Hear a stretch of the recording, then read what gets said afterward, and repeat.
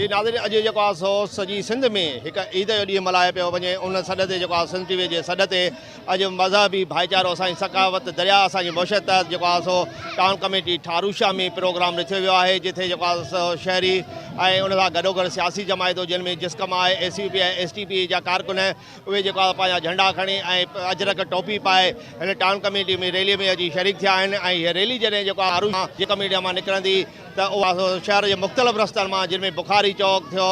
ऐं मौलाना उबैदुल्लाह सिंधी चौक थियो, मञुठ चौक थियो, मञुठ चौक खां पोइ जेको आहे मिठियाणी ते ईंदी, मिठियाणी चौक ते ईंदी, मिठियाणी चौक खां पोइ नौशर स्टॉप ते ईंदी ऐं उतां वरी जॾहिं इहा हाई स्कूल में पहुचंदी त उते जेको आहे सो उठनि जूं घोड़नि जूं ऐं डांदनि जूं जेको आहे सो उते जेको आहे सो मेल कई वेंदी। ऐं उन सां गॾोगॾु जेको आहे टाउन कमेटीअ में हिन वक़्तु जेको आहे सो